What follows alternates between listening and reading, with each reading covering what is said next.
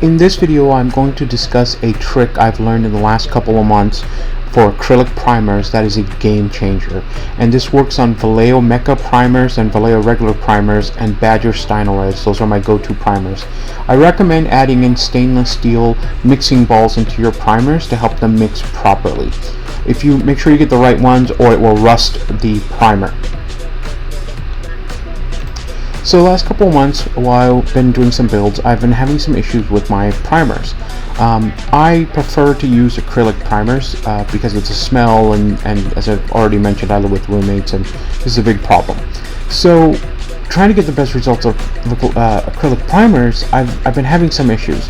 Tip drying and clogging are the main issues you experience, and this is something people actually complain about a lot on the forums. While I love Badger and I love Vallejo primers, they do have a tendency to clog very quickly. So I decided to test out various things to see if I can get better results.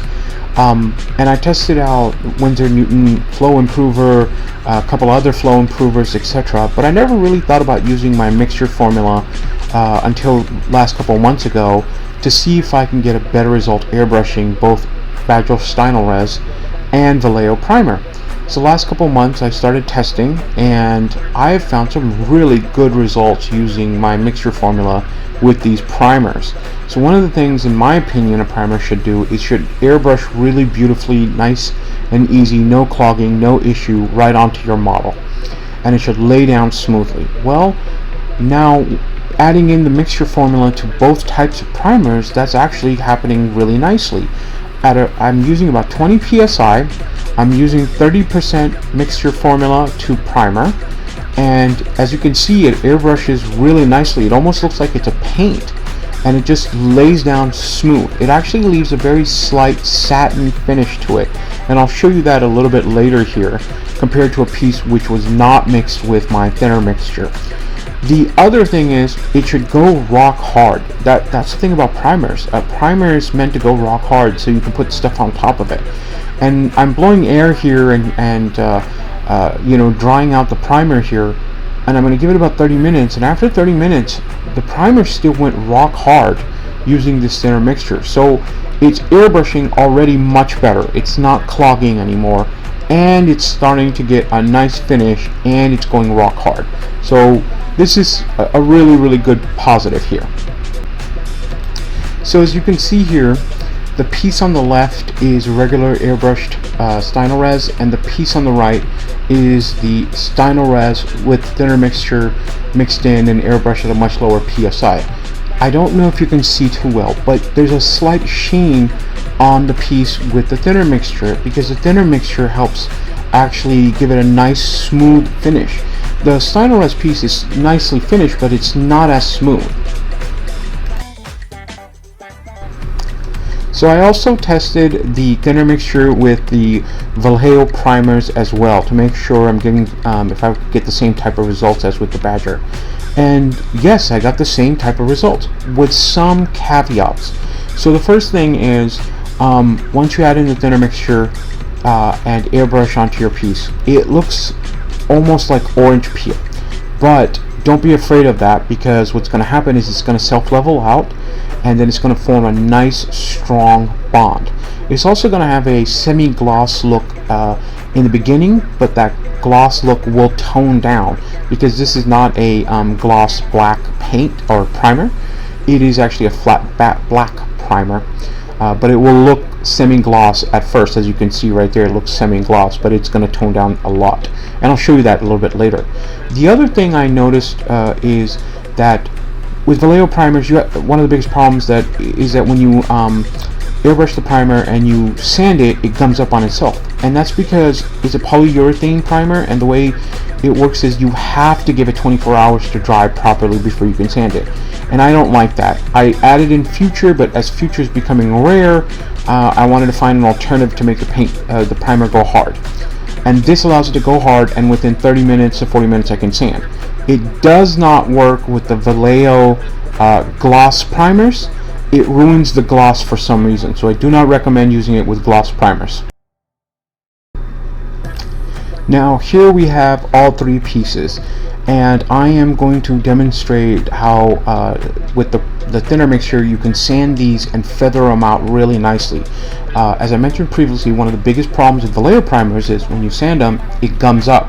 And as you notice, I'm going in pretty hard with 300 grits, and it's not gumming, it's feathering out really nicely. Then I'm coming in with 1500 and 8000, and it's going to make it a smooth, shiny surface almost.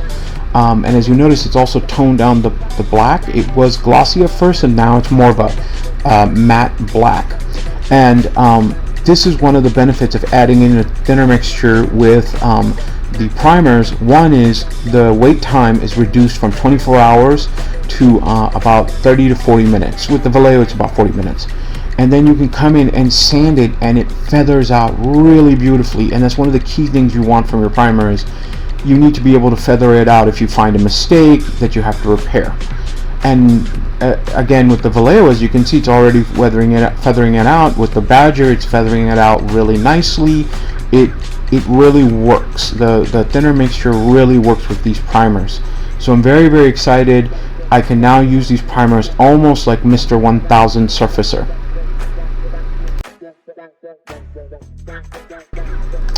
Now that we've done our sanding, I need to come back in and add in primer to where primer has been lost.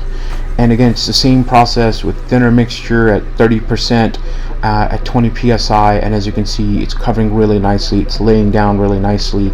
And on that piece, as you can see, we have some really fine rivet detail, and the rivet detail is not being flooded, it still is visible. So really, this is really a game changer in my opinion. This really allows you to up your primer game, acrylic primer game, a lot. Now it acts like Mr. Surfacer 1000 Black, which is like the love of everybody's life as far as primers go. So as you can see, really smooth, beautiful finish. As we're seeing here with the Vallejo, same thing. I think the problems that people have with Vallejo are going to be fixed with this little trick. As you can see, I'm adding it in. It's covering nicely. The Vallejo primer feathered out beautifully. There's no issues, there's no ridges, nothing. It just works. It really helped feather and make everything blend in together. And as you notice, as I mentioned earlier, it makes the primer gloss at first, but it will tone down. As you can see where I sprayed it, looks glossy, and I'm shooting some air on top of it to dry it out, but it still is a little bit more glossier than the rest of the kit part here.